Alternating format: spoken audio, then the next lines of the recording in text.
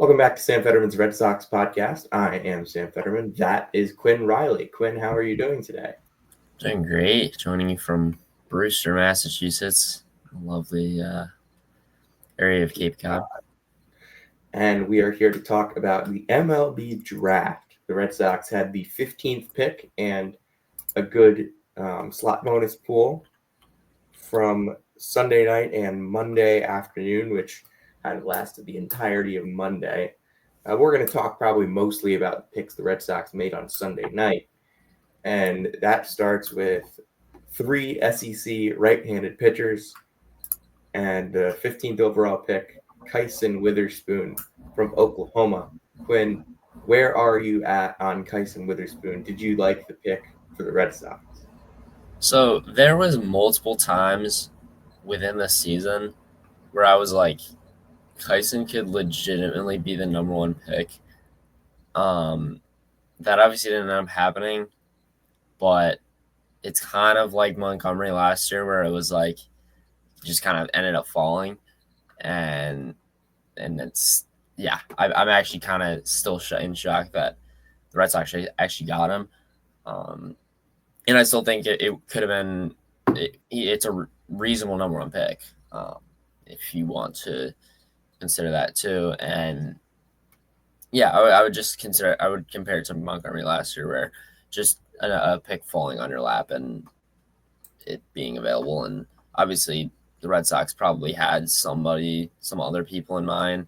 Our Fiend was mocked like probably the most out of anybody. Ike was up there. I don't know how likely they were to take him, but obviously, best player falls in like you're gonna. The fastball is what people have been talking about with Witherspoon. It's high 90s. It's big. It's big ride. But what can you tell us about the secondary stuff for Witherspoon? That's kind of the swing stuff. Yeah, it's I mean the fastball is good shape. It just doesn't get that much miss. He has a cutter, has a slider. Cutter's a little more ride than a slider. Cutter, 41% chase, 37% miss rate. Like easily one of the best cutters in the class. This is like legit secondary stuff. Slider, a little more sweep, doesn't get as much carry. They might be the same pitch, honestly. And they're just tagged a little differently. Slider gets a lot of ground balls, a little less whiff, a little less chase. But yeah, he's a changeup he doesn't use much, and then he has a curveball. He's a little bit less. He's a little more than a changeup, not much. Not as much as the sweeping stuff though. Curveball, just depthy shape, a little bit of not much sweep, just kind of a, I guess 12-6-ish pitch. Not much in zone, just but not in zone much. But did get some decent whiff. Played to contact well, just wasn't in zone that much and didn't get all that much chase. And yeah, it's obviously the fastball is what it is. It's 22 or 19 inches of ride, mid 4 VA. Obviously didn't get much whiff, but was in zone 53% of the time. Played decent to contact, like 259 batting average against, like that'll play. And yeah, it's 96 play. Yeah, and what we've seen the Red Sox be able to do, they've drafted, like Kyson Witherspoon is like the smallest pitcher they've drafted over to guys the last couple of years, or one of the smaller ones. They were drafting offensive linemen and tight ends last year. Peyton Tolley is 6'6", 250. He's got the LeBron build almost. I mean, yeah, he looks a little. In some clip, depending on what angle you watch his games at, he looks small sometimes, especially compared to like your average Red Sox. But I mean, he's still 6'2", 206. Yeah, I mean, this is not a small guy. Like you would think based on watching him versus, I mean, the competitive balance pick is a huge dude. We'll talk about him in a minute. But Witherspoon, good size. The fastball is obviously there. The Red Sox seem to target guys when the Red Sox want target a guy with a good fastball, they target a guy with a great fastball, because the Red Sox whole thing is, unless your fastball is awesome, we don't want you throwing it.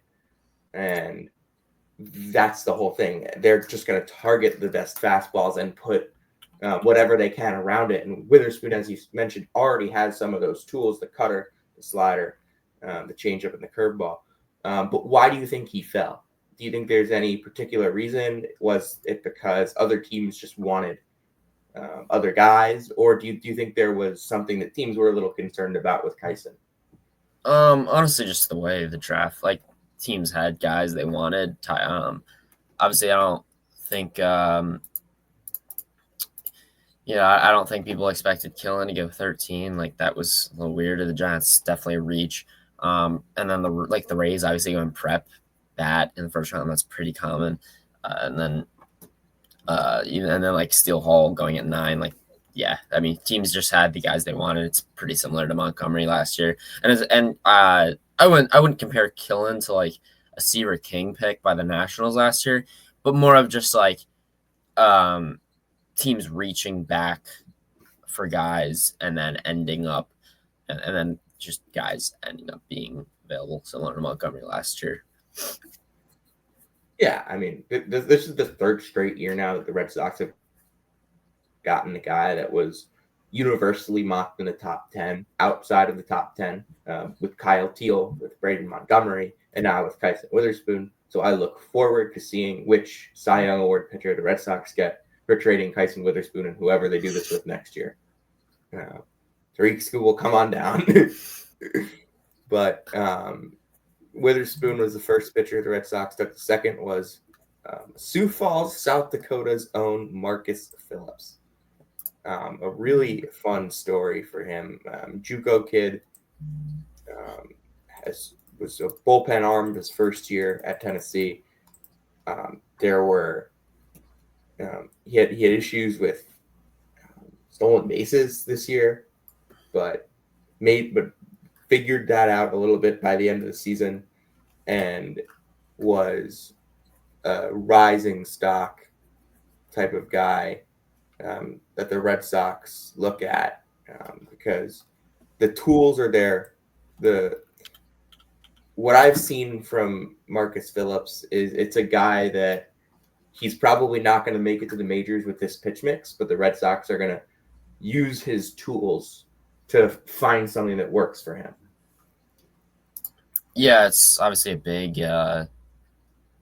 What is he? 6'5", 6'4". 5, yeah, 6'4", 240. Like, yeah, just another large human. Yeah, so the fastball has like its concerns. It has 2,700 RPMs of spin, but only gets 11 inches of ride, 4 inches of horizontal break. Now, the first instinct like would be to turn this into kind of like a more sinker shape. But he already throws a splinter, so like you can't really throw both because the splinter's at like 91, 90. And then the slider play, though, he had a little more sweep. He turned it more like a true slider this year instead of like a cutter. And that played well. 40% miss, 30% chase. Like it played. And then fastball, like it played in college well, 96 up to 100, up to 101. Yeah. It plays, and then in Tennessee, like 17 starts, 3.8 ERA. It played for sure, but in pro ball, I'm not sure really how well it's gonna play. It got 50% ground ball rate, 220 batting average against. Like it's a decent pitch in its own. Just the raw spin, but it's he just struggles to get ride on it, especially from his release, and I don't know what they're gonna do. They might. I'd say 3 options. I guess turn it into more of like a cut ride kind of pitch. Now the first person that comes to mind is Corbin Burns there, where if you remember, he had a fastball way back then that get 0 spin efficiency and kind of turn it into more of a cutter. I don't know how similar he is to that. That's just kind of comes to mind there. And then you can also seam shift it into a sinker. But then again, the splinter that he throws, whatever you want to call it, It's already it averages 90.6. Like you're gonna have to kind of fiddle around there with the pitch mix if you do that. And then I guess another option is just leaving the fastball as is, which I don't really know how well that fastball's gonna play. Again, it is 96 though. He gets the 102. It's I you could leave it as is. There's options here, but you're a little. Uh, it's definitely gonna be interesting to see where they take this.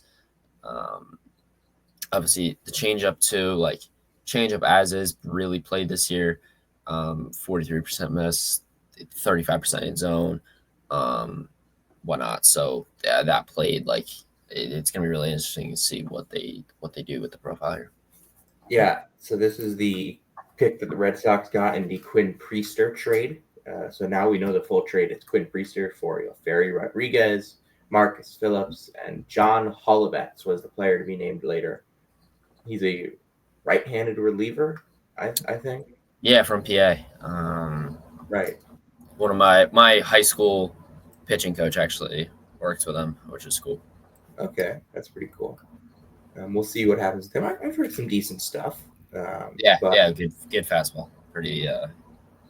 But the Red Sox then go to the compensation round. I believe this is the pick they got from losing Nick Pivetta to the San Diego Padres agency and took Henry Godbout. Quinn, you just texted me instead of whoever you're trying to text. Henry Godbout is a New Yorker, and he went to high school in Tennessee. Not many. I can't say there's many people that did that. College at Virginia. The Red Sox scouting of him goes back to when they scouted Kyle Teal 2 years ago. He is a hit over power, middle infield type. What else do we need to know about Henry Godbout? Yeah, it's a say like high floor pick. There's not much here in terms of like tools that stick out other than just bat to ball ability. Like 92% is on contact rate, that'll play. But he hit 309 this year, walked only 8% of the time. Obviously, elite bat to ball skills. Like it's gonna, but he only walks 11% of the time. Chased, I mean, he didn't chase much, just didn't draw many walks. And 103.6 90th exit velocity, 108 9 like max EV. Like the raw power just isn't really there. He I'm not sure really where the upside is here, but like as Ian Connell mentioned, like as soon as he was drafted, he's like a good candidate for like the bat speed program that the Red Sox have, and just if you can get a little more pop here, I think the profile can be a little more exciting. It's a little bit like it's a boring pick. I mean, it's second baseman that really doesn't have much pop and just kind of a bat to ball skill. Hit 309 this year, 8 homers, average, and again, like he only had 5% swinging strike. Like it's gonna the contact ability will push him through the minors pretty well. But I'm just the ceiling isn't that exciting. It's not a pick to get that all exciting. I mean, I think I had 120 something on my board. Other outlets had them a little higher, but yeah, I mean it's kind of a Red Sox typical second baseman kind of pick in this area that I feel like happens every year. So the name that came to mind for me when this pick happened was Chase Mydroth. Does that? No, it's a little more. I would say a little better hit tool, a little worse. I mean, I can pull up Mydroth's numbers back when he played at, I think it was San Diego. University of San Diego Toreros. Shout out Steve Lavin, the head coach there. Yeah, it's filtered 2022. Like I don't think. But it's the idea that I was kind of getting at. Yeah, that's a fair way to put it. Like Mydroth was 3% in zone whiff.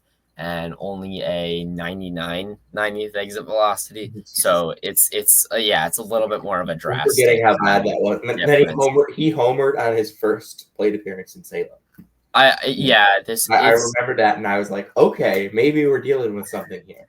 it's I think but I I mean you same strikeout to he actually only chased 90% of the time too. Like I would say in terms of Godot's more like a high floor. He was also facing WCC pitching versus ACC pitching. He's also like high floor, low ceiling where you got about where it is like my draft is just extreme hit tool and just get as much as you possibly can out of the power. Like, yeah. Anthony Ianson, Red Sox 3rd round pick. So another one that fell a to the Reds. 6'2" righty from LSU. The big draw here is the slider. Another one that fell. When I read Ian Cundall's summation of him, I was like, the description doesn't match the ranking because he's ranked in the 30s, and the summation was fastball at 93, slider is the best secondary. There was a couple others. It didn't really mention like just how good the slider is. So what makes this slider so good for Anthony Ianson? Yeah, I tweeted about it, and it kind of got some traction there. Like, it's a very big slider. Like the slider shape varies a lot. There's like a big pool. I've kind of filtered around to see what kind of gets the best action in terms of shape, because he'll get sometimes with a lot of depth, he'll sometimes get a lot of ride, he'll sometimes get more, like it really varies. Like the slider overall 52% miss rate, 168 batting average against 84 off the bat. Like it's one of the best pitches in the class easily. I don't know what the shape's going to look like in pro ball. I don't know if it's going to look a little more like they might like there. You could literally split it into 2 pitches, more cutter, more of it like sweeper shape. You could literally make 3 pitches off of this one pitch, and try from like a depthy like gyro slider, a little more cutter, a little more of a sweeper. I don't know what they're gonna do with his profile. Obviously, the fastball like isn't great. But again, it's like a best player on the board. I don't know how typical of a Red Sox pick this is, just given like the fastball isn't that great. But like obviously best pick available, you're gonna pick him. So I mean the fastball, it's a little bit more of like a, I don't want to say it's a little cut ride shape. It was okay. Like didn't get much whiff. Didn't play great to contact. But I mean, he's been up to 98. I don't know if there's room to add a little more there. Struck out 34% of batters, only walk 8%. Fastball still gets 18 a ride, like decent shape. But it's really just the slider here that is the calling card, and it's a big plot. I really don't know what they're gonna do in terms of the shape. Like I've filtered around. I said this before. I filtered around like what shape gets more. I think it's a little more of like cutter shape that plays better in terms of like whiff rate.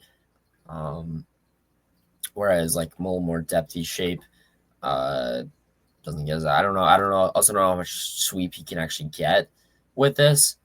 I can maybe add like a little bit of sweeper. And there's a curveball too.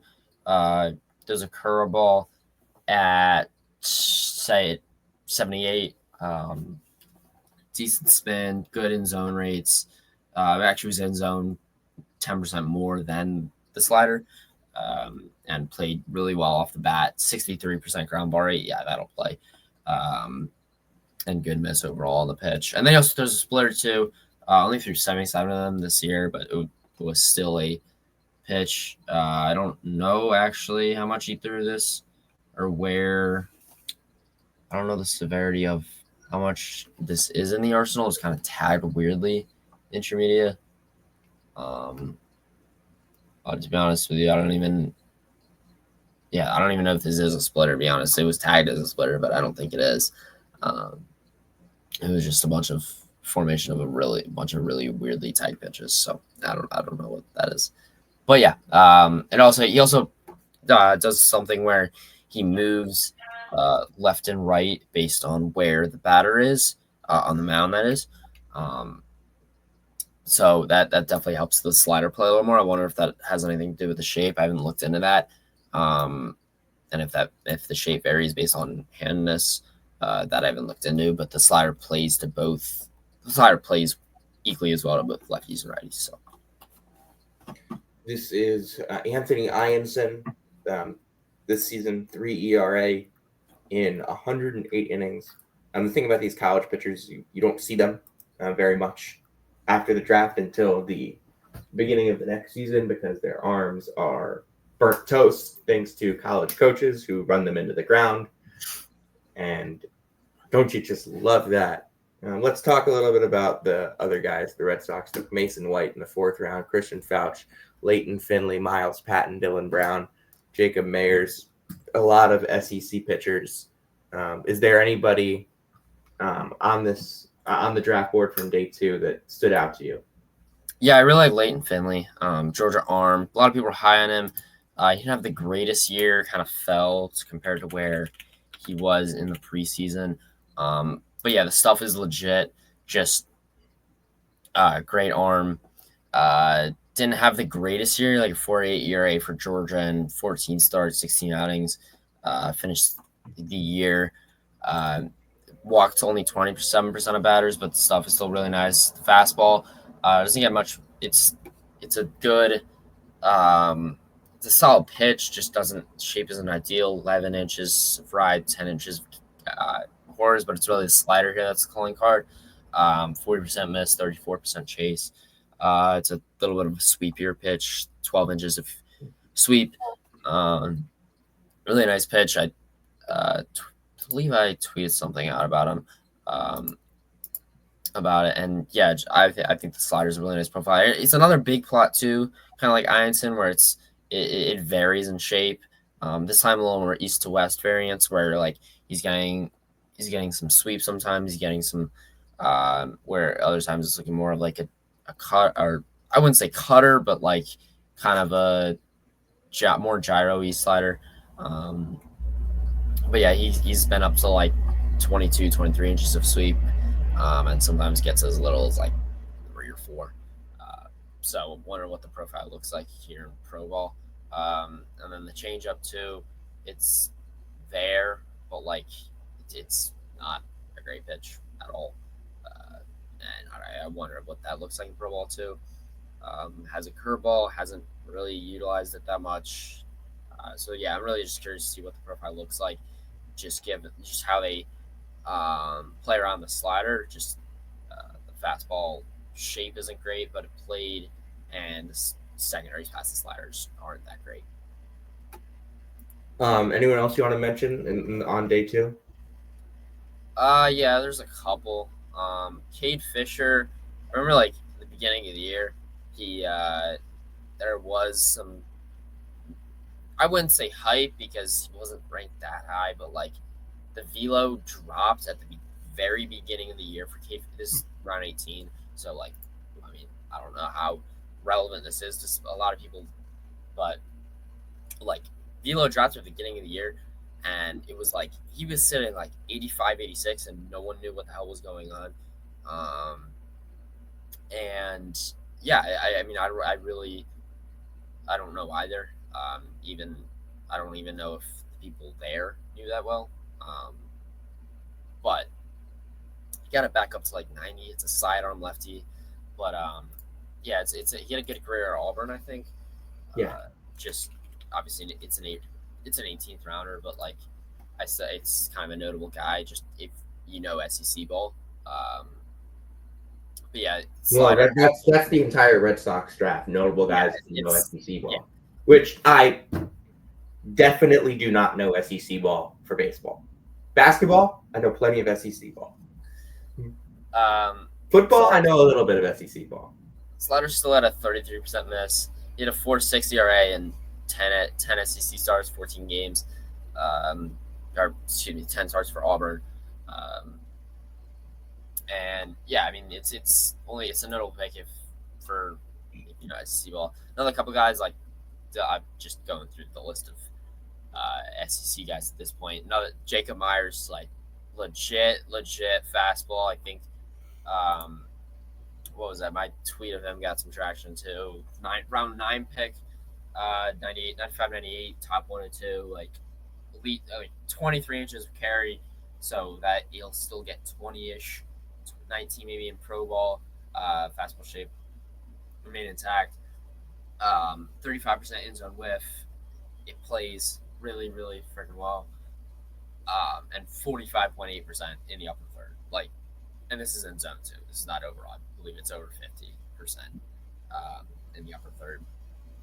And like again, there's a reason though why he's a 9th-round pick. Slider and splitters, the art pitches at the moment really only rely on his fastball. But the fastball shape, like if you can add some legit secondaries to this, he could be in a big league bullpen by soon. So it's a really interesting pick.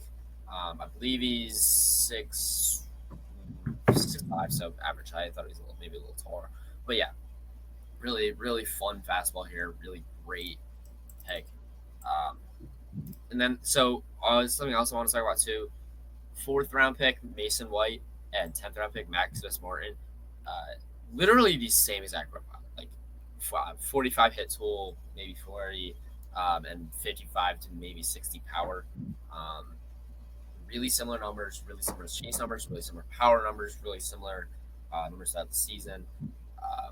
I don't know how well either of them. I think there's a chance both of them stick it short.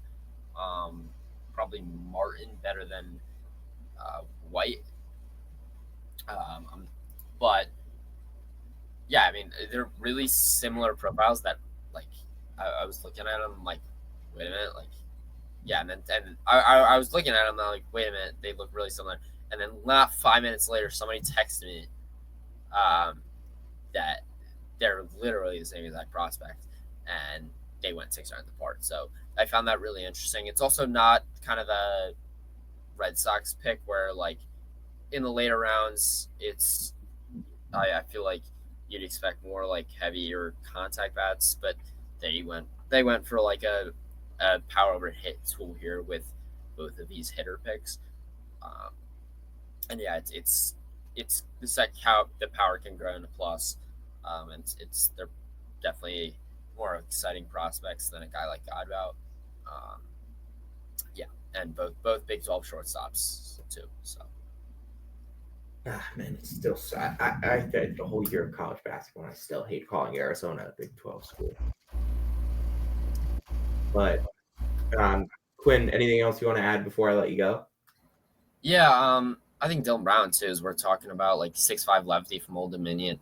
That and like another guy where like fastballs for his average or not. They didn't go for as many fastballs in this draft. Like, it's not like Myers with fastball the only pitch. Here, like fastballs for his average stat like 89, 90. But like changeup is great, 59% ground ball rate, above 40% whiff and chase. And like it's gonna and then slider. Gyro slider sits 81, 30% whiff and shit. Like the secondaries are legit here. He's a big 6'5" lefty. Like if you just got a little more velo on here, they could be legit and grow into legit prospects. I don't know. Obviously, another big lefty from Old Dominion. Another big lefty. Lots have done that before. Jack Winay from Wake Forest. I like. Not much. Not that interesting of a prospect, but Boston guy. Belmont Boston guy, local guy. Do you know him in school? I feel like somebody said he was Belmont Hill. Belmont, yeah. Yeah, interesting. I think he's a good prospect. And what about the Division III guy, Jason Gilman from Kane? Yeah, I don't know much there, but I was really interested when that pick happened. Since I was rooting for a local Division III guy to me. Harry again threw like slugs over 1,000 in Division III ball. They got UDFA by Twins. Thought he had a chance to get drafted. At Haverford. So played in draft league. And remember, it's pronounced Kane, not Keen. Keen. Yeah. Kane. My uncle went there. I should actually know that. Shout out Steve if you're watching this. Yeah, but I Really don't even cool. know. I genuinely don't even know this. Relies on fastball ride and loves the third changeup. I wonder what the velo looks like. I wonder if you can find anything. To be honest with you. Really fun to get a. The Red Sox took what, one high schooler, and it was in the 19th round. Yeah, I mean, I didn't know much there. It's They another did take 19. I Juco. forget who they took. They took somebody similar. In the late rounds last year. I forget who. But another like similar prep guy. They didn't take anybody in the prep ranks in the early rounds, which I don't find that surprising. But yeah, they didn't really go with any prep guys. Now Jason Gilman, I do actually have on Synergy. If you want to look at Velo, he's Velo's not listed. They just have like miss and chase rates or whatever. Damn. But yeah, another guy.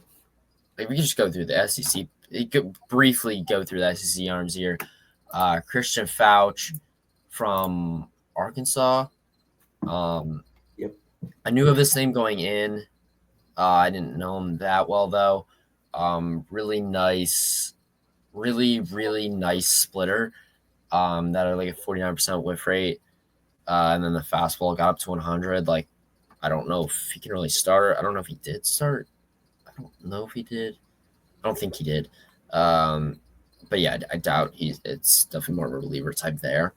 And then they had Miles Patton from Texas A&M, kind of I wouldn't say stock profile there, but nothing. I don't think anything that exciting. Another guy from Kentucky too, Carter Rasmussen from Wofford. They took in 14th. They took a JUCO guy too in the 11th, Barrett Morgan. Yeah, I think obviously like shout out Jayhawk League. Another guy from Ole Miss too. Like they're just going SEC arms, really, which is fun. Like the SEC arms are SEC arms for a reason. Yeah, and I think it's notable, like especially for me, like college baseball, not even close. I wouldn't say closely following the SEC, but like definitely seen these guys before. If you follow college baseball, you have to follow the SEC. Yeah, exactly. And yeah, like a lot of these guys I've definitely heard of before. And yeah, it's fun to get guys with like, I think also part of it is like just proven success against high level pitching. Now I genuinely don't know anything here. But like, I don't know how much like in terms of like matchup models or whatever they have going on there in the R&D, like if there's any consideration there or if it's literally just proven success against high level hitters. But there's something to be said about like, there's something to be said about proven success. Like I think with guys that are good in the best conference are probably good. And also like 17th round, if you take a guy who was decent in the SEC, it's probably a good pick.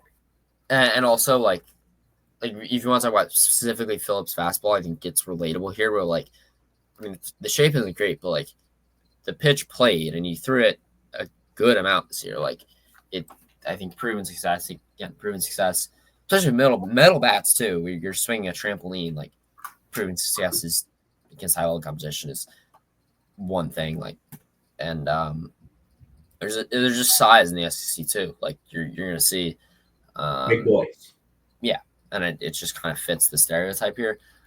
And I really wonder what it makes me wonder what next year's draft is going to look like too. And like just SEC guys. Now it wasn't like, it reminds me of like Brady Tigart last year, Davin Futrell. If you remember those picks at all, like I like more late round SEC guys, and they just kind of went all force this year with the SEC. And yeah. All right, Quinn, thank you so much for joining us. Make sure that once you finish listening to this, you listen to the Cubs series preview with Jake Russell, and we will see you hopefully soon with a happy recap of that Cubs series.